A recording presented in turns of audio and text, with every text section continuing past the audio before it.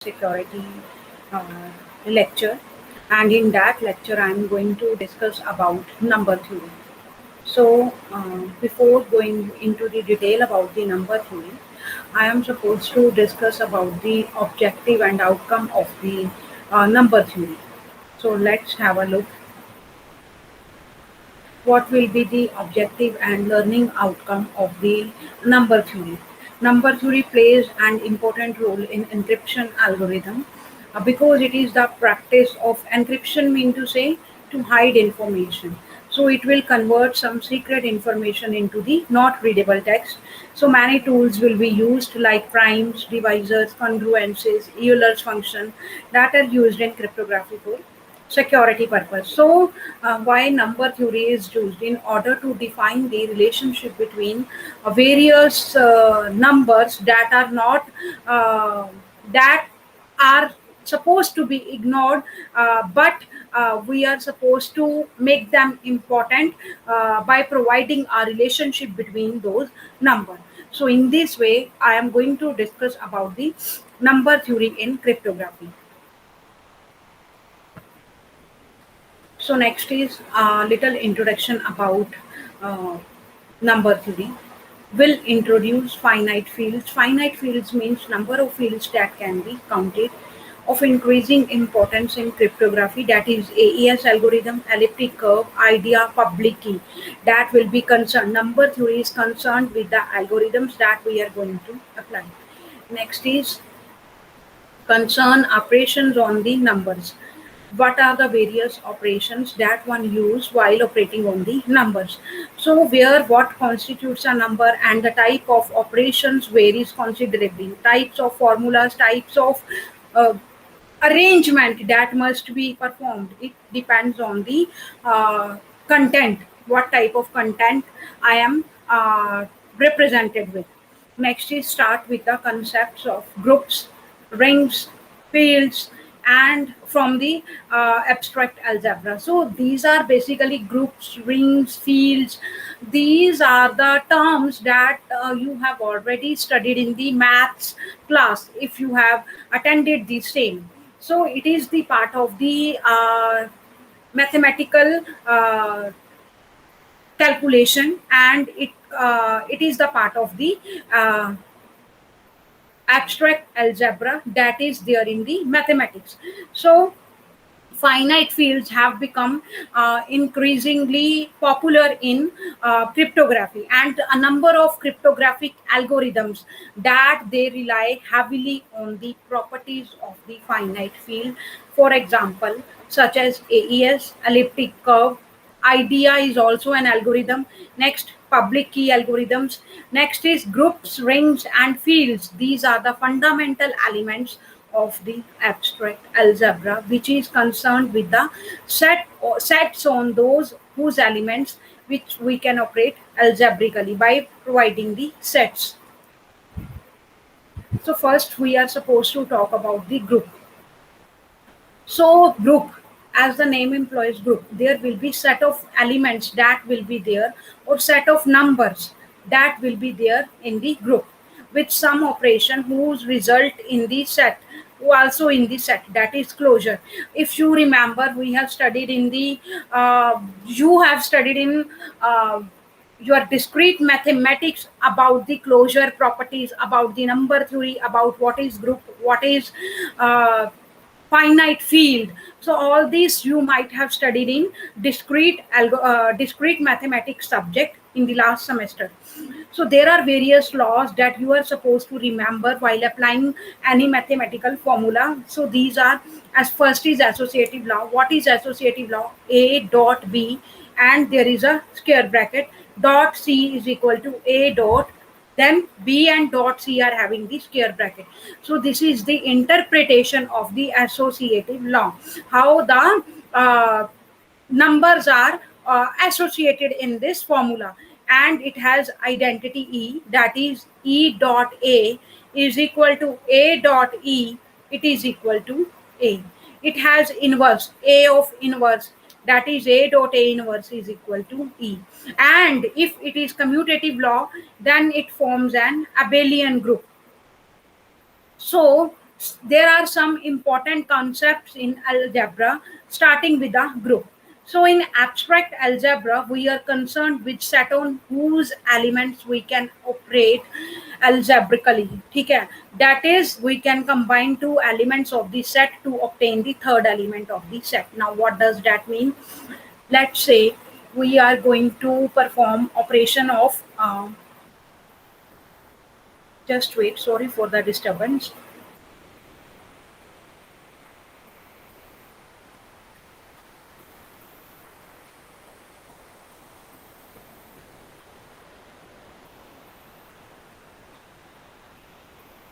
Okay. Let's say I am having two sets, uh, and in one set there is one and two number, and in second set there is three and four number. So, if I am supposed to perform the operation union operation on these two sets, then the resultant will be the another third set that is consist of 1 comma 2 comma 3 comma 4. So in this way, sets in the number theory will be defined. So we can combine two elements of the set to obtain the third element of the set, and these operations are subject to specific rule. How union operation will be performed, how intersection will be performed, how complement will be performed. There are various rules that are associated with the same, because we are talking about maths, and in math we are supposed to follow the formula. We are supposed to formulate the things in order to receive the desired result.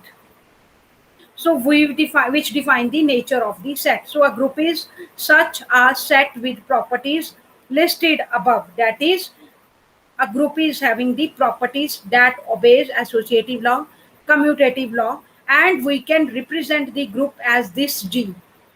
G, curly braces, then comma, there will be number of elements that will be there in the group, then curly braces close. So we have used dot operator, dot as a operator. Dot is the operator, could be addition, could be multiplication, could be division, or any other operator that one can use.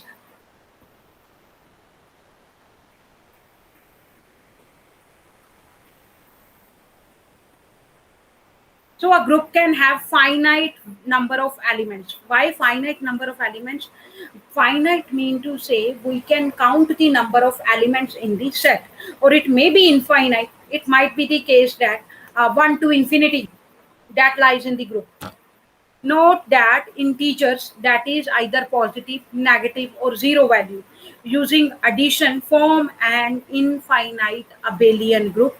So do real numbers using multiplication. So it is advisable to use the finite numbers plus real numbers to perform the calculations, because otherwise it would be complex for us to perform the calculations.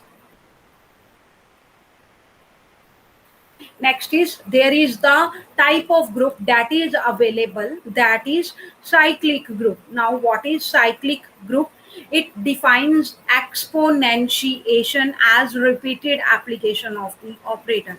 What does exponential means?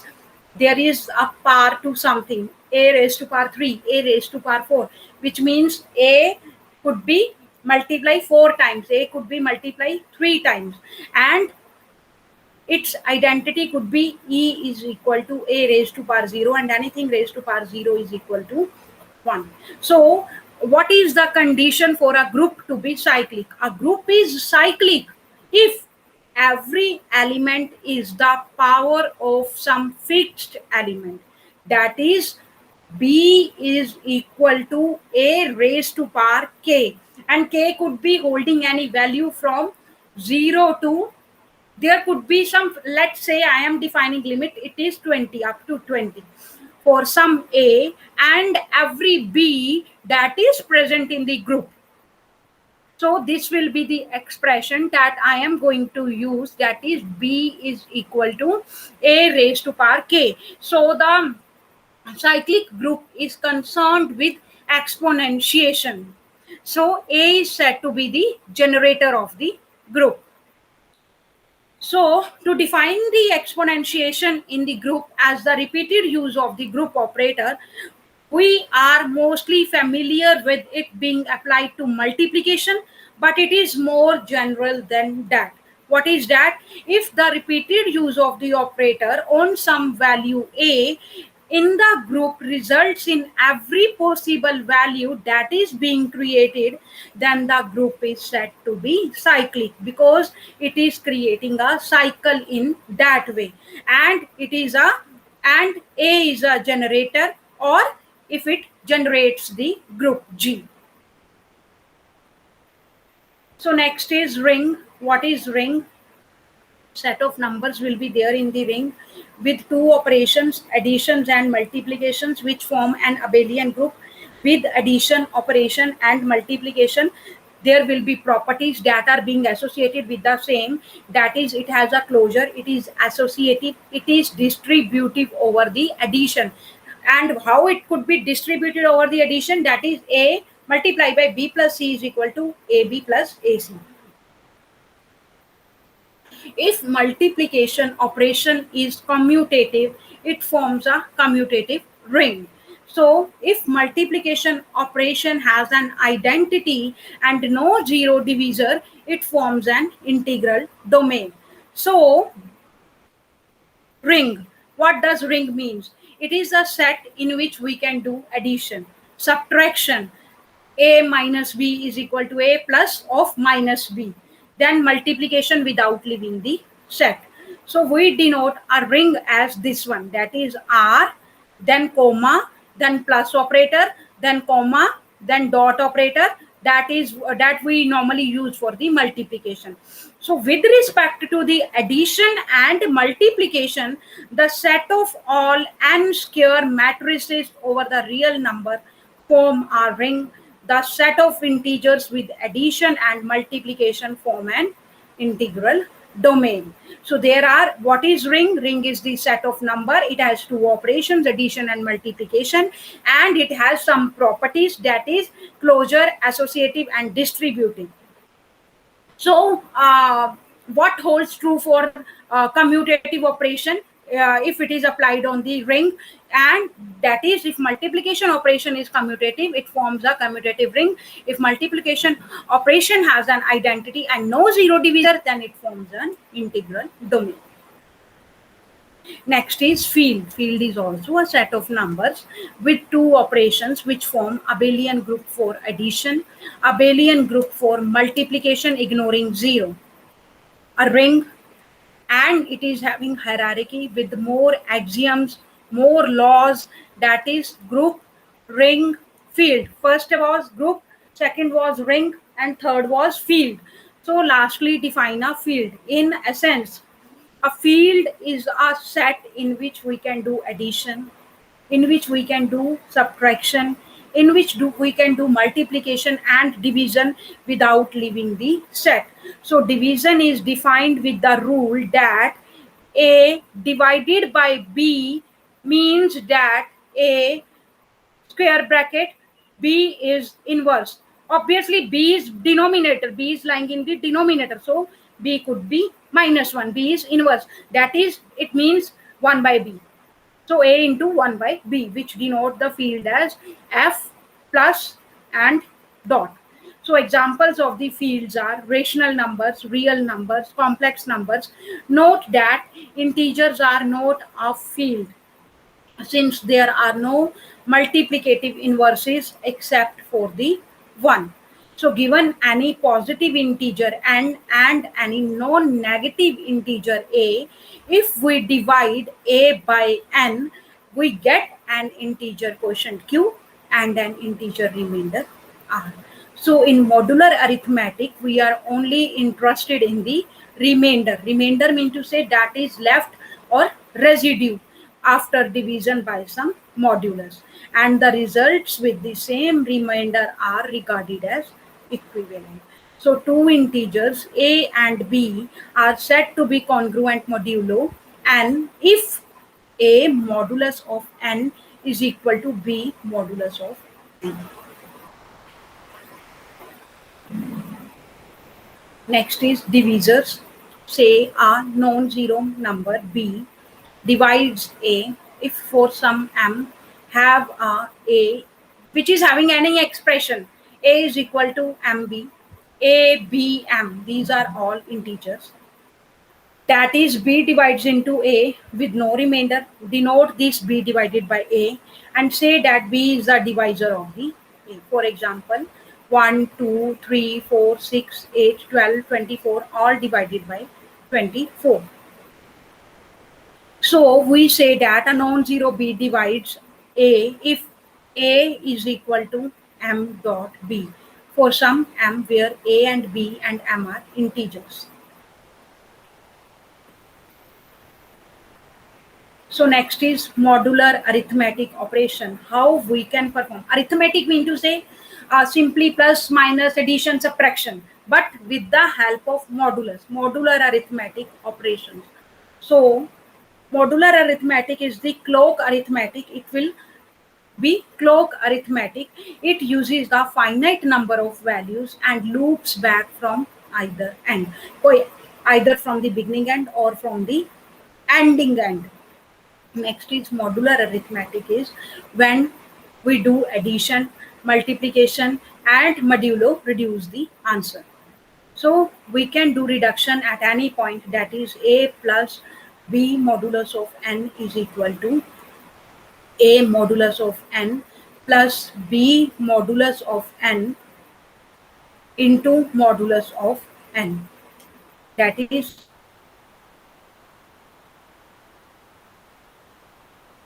a modulus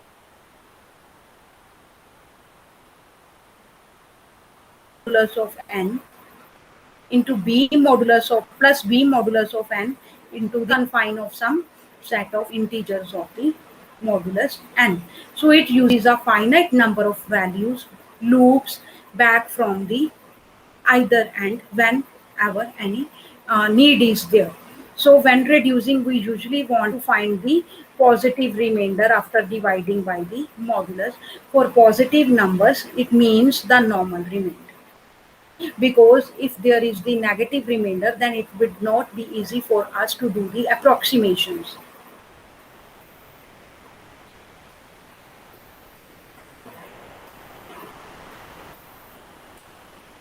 So this is the modulo 8 example, addition. So first one is plus symbol in order to uh, say that it is the addition of the modulo 8. Then 0, 1, 2, 3, 4, 5, 6, 7. 7 numbers are there starting from the symbol. Then again 0, 0, 1, 2, 3, 4, 5, 6, 7. Then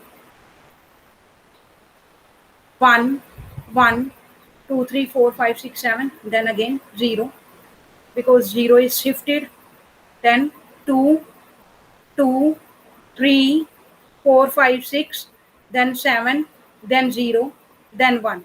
So in this way, modulo 8 addition example will be created.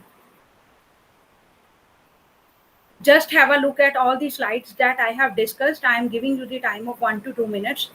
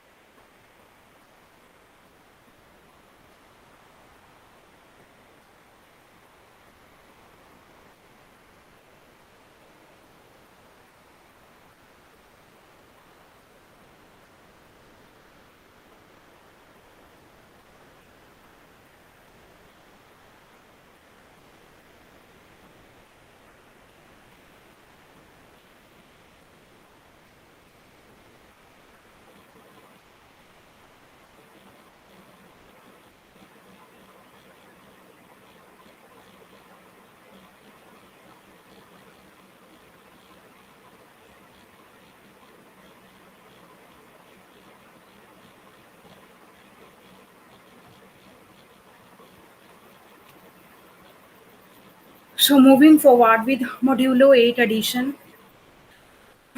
what basically is modulo 8 addition?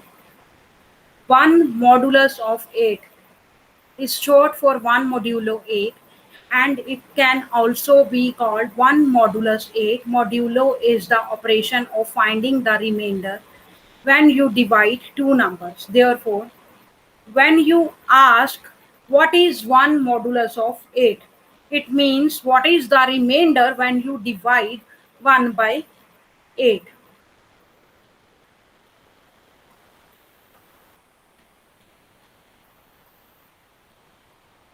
When you divide 0 by 8, when you divide 1 by 8, when you divide 2 by 8, when you divide 3 by 8. So, what will be the result? So, it is arranged in the fashion, and it is the modulo 8 addition example. Next is GCD. Next is GCD, greatest common divisor. As you might have studied this in 8th or ninth class, greatest common divisor. So I am going to discuss about GCD. What is GCD?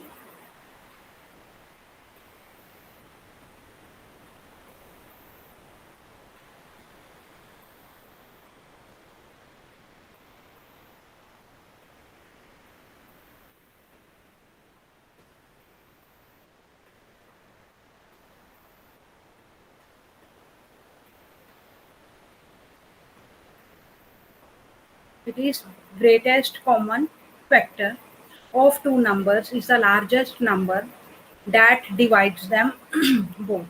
For instance, the greatest common factor of 20 and 15 is 5, because 5 divides both 20 and 15 and has no larger number has this property.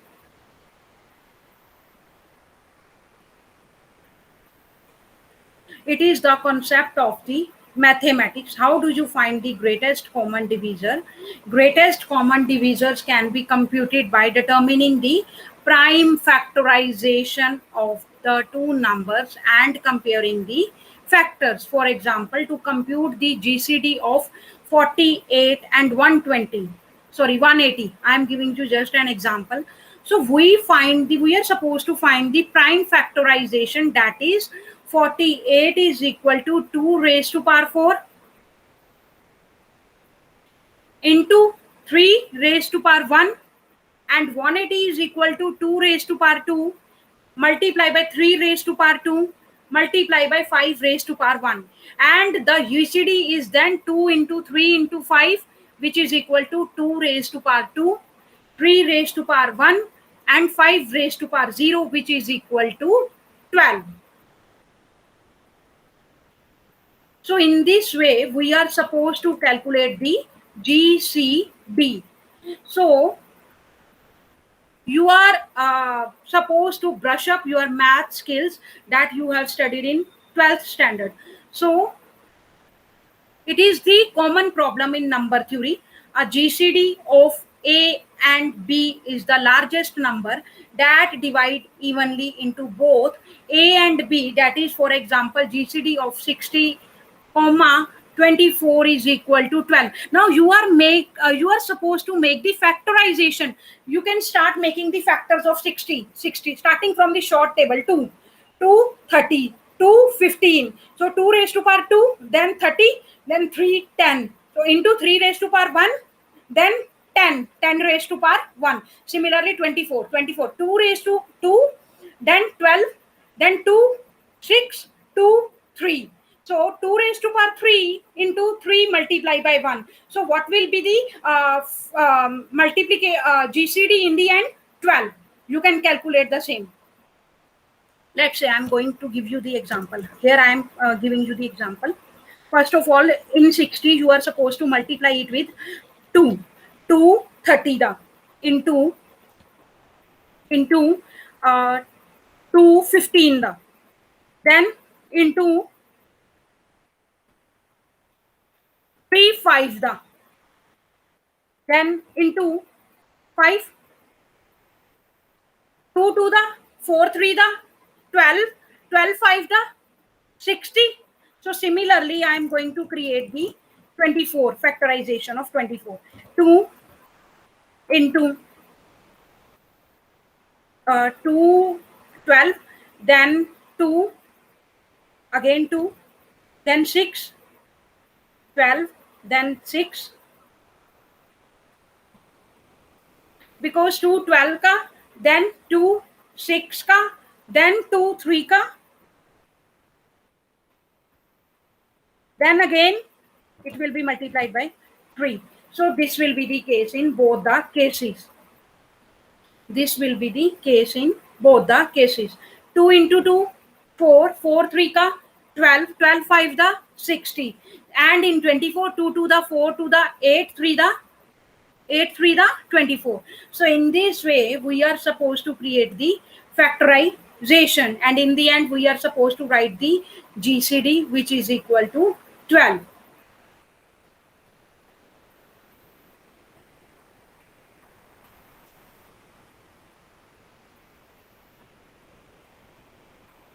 So why it is 12?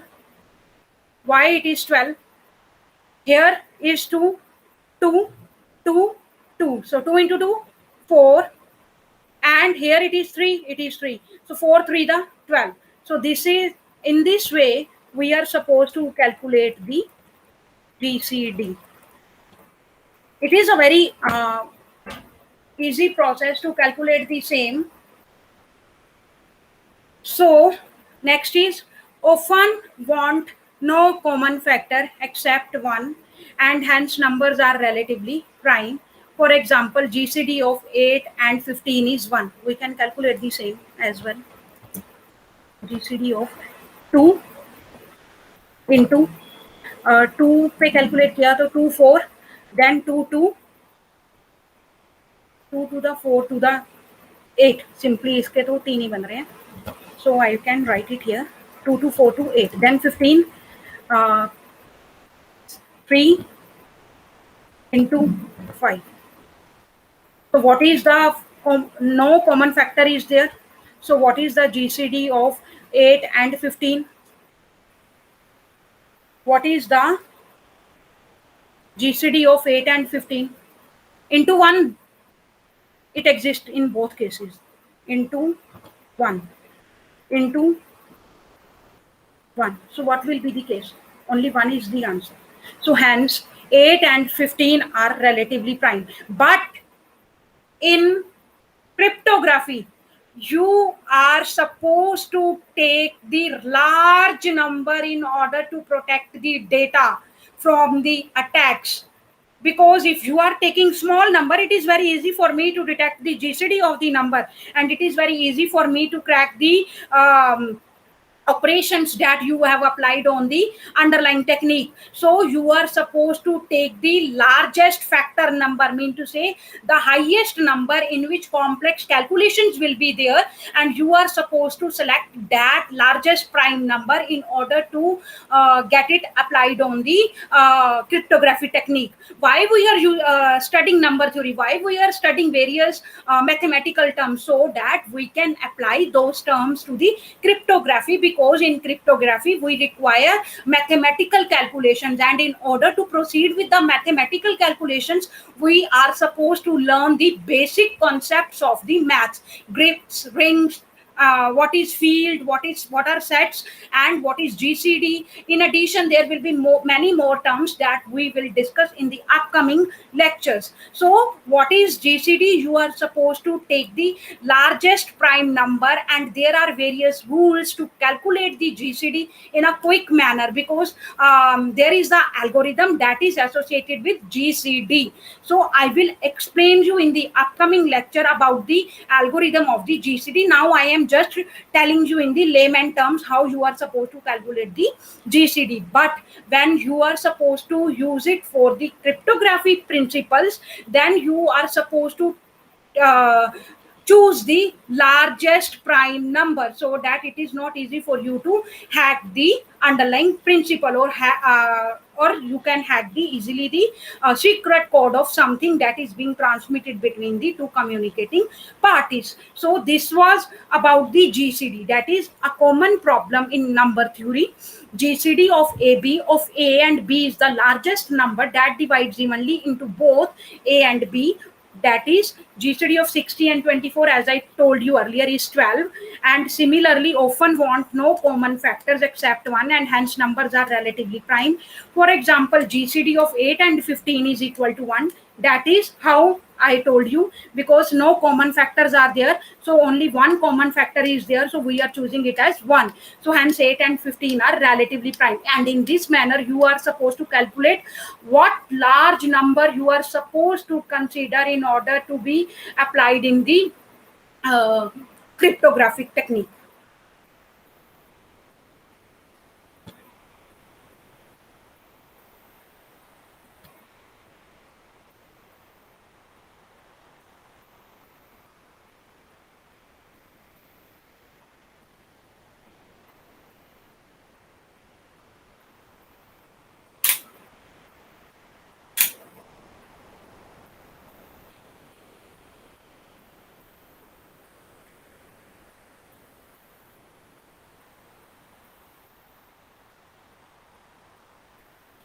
So there are main terms that are associated with calculations of the GCD. First is using prime factorization. You can write these terms that are associated with GCD. Using prime factorization, greatest common divisors can be computed by determining the prime factorization.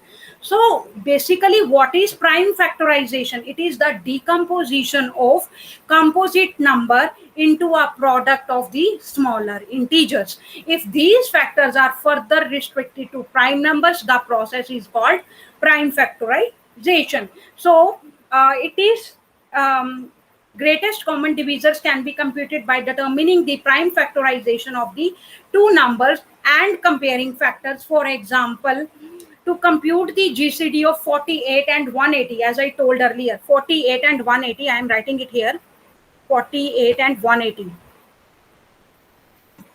48 and 180. You are supposed to calculate the GCD of 48 into 180. So it will be 2, 48 का क्या होगा 2 into 2 again 24 का हाँ yes 2 then 2 then 2, that is 2 into 2 into 2 into 2, then 3. So 2 into 2 raised to power 4 and 3 raised to power 1 will be there.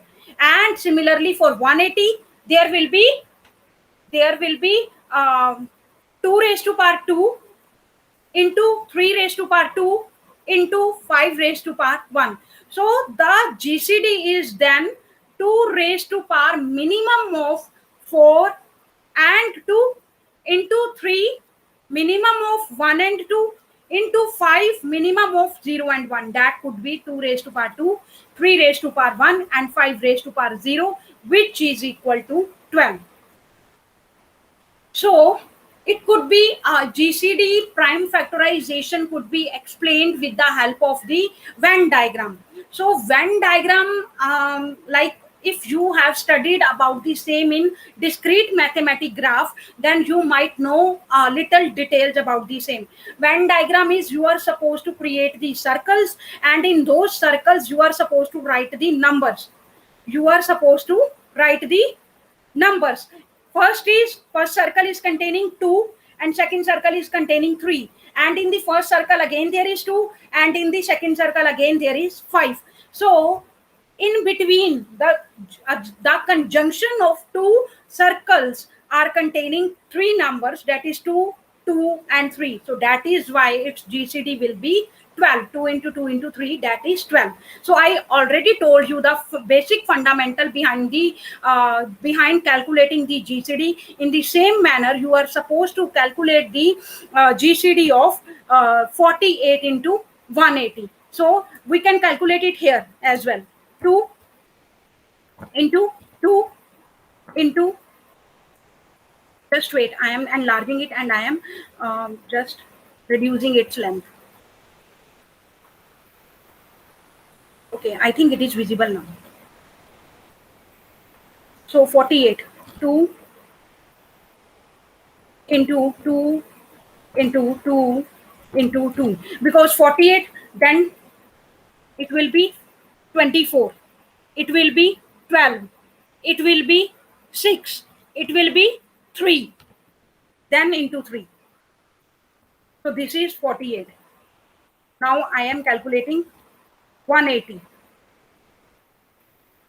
comma 2 into 90, then again 2 into 45, then 45, 5 plus 2, 7, so 3 will not be there, into 5,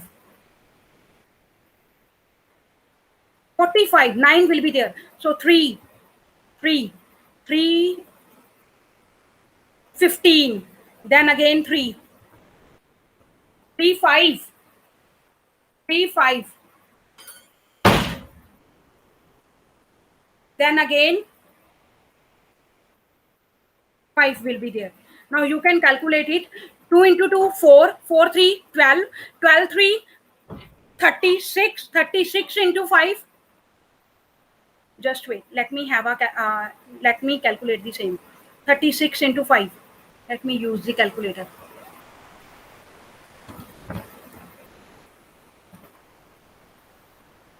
That is 180. 36 into 5 is 180. Now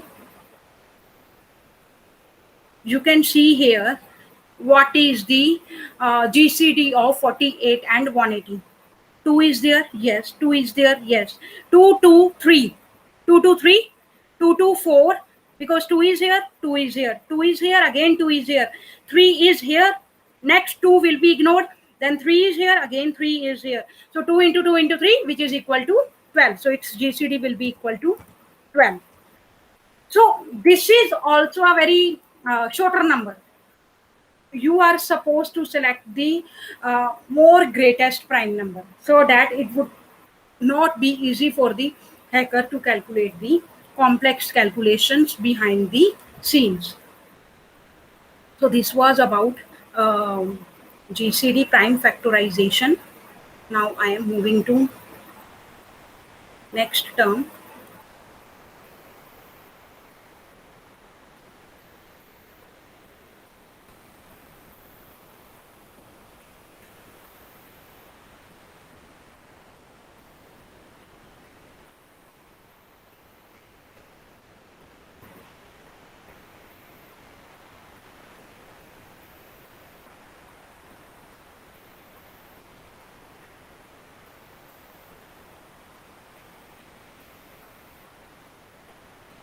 Just wait.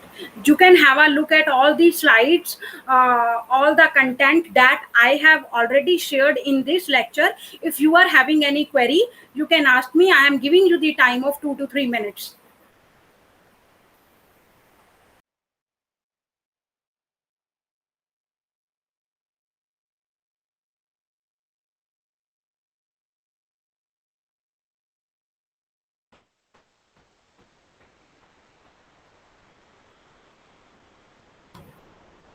So next is Euclidean algorithm.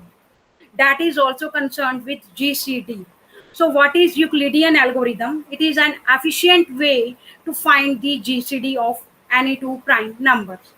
Euclidean algorithm is an efficient way to find the of any two prime numbers. It uses the theorem that GCD of A comma B is equal to GCD, that is B comma A modulus of B. It is using the modulus term. So Euclidean algorithm to compute GCD A B is, these are the steps of the formula that you are supposed to undertake while you are using the Euclidean algorithm. While you are using the Euclidean algorithm. So what are those? So what are those?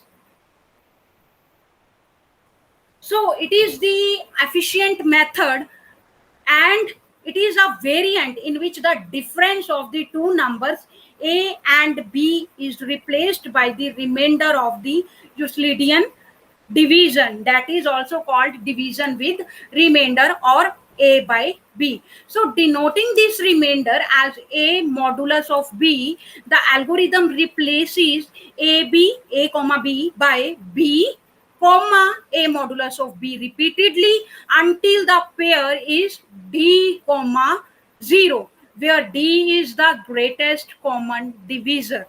So, for example, to compute the GCD of 48 and 18, the computation will be, you can write 48 and 18. So, 18 comma 48 modulus of 18, which will be 18 and 12.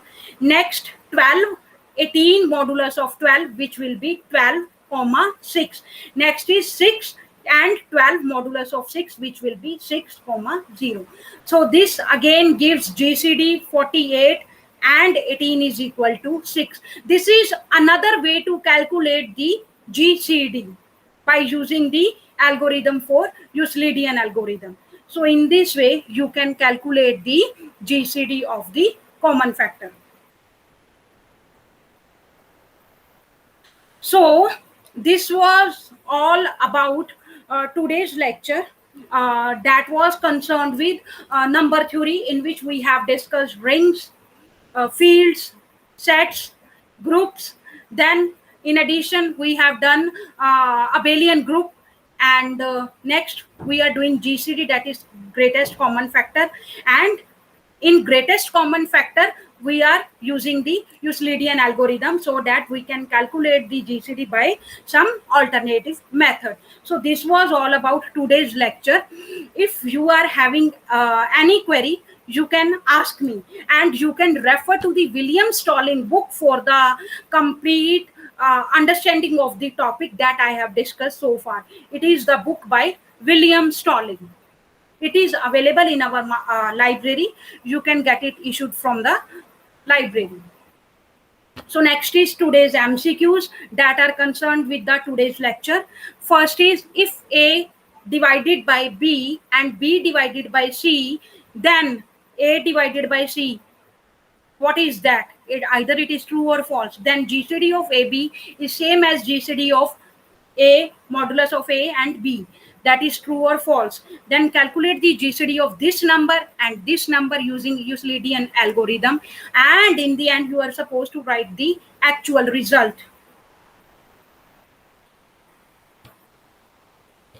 Next is calculate the GCD of this number and this number using Euclidean algorithm.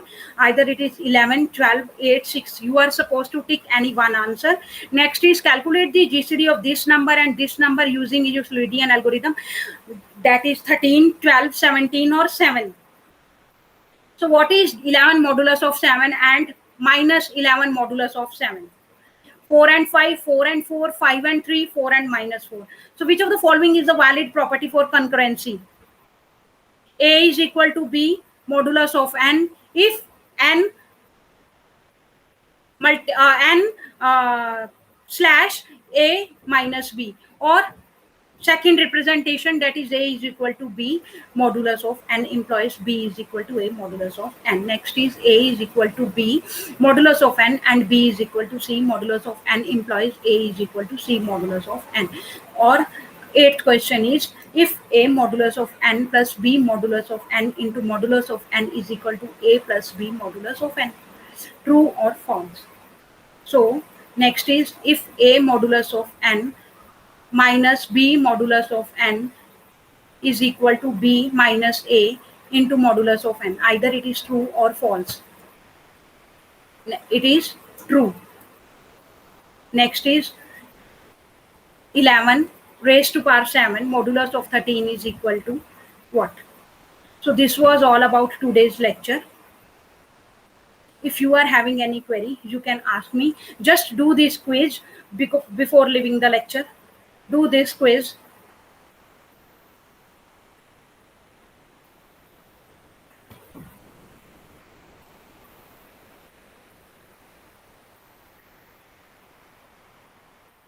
I am giving you the time of 5 minutes to do the quiz. Just do it quickly. That will be the end of my lecture, and it is for the today's class. It is all about today's class.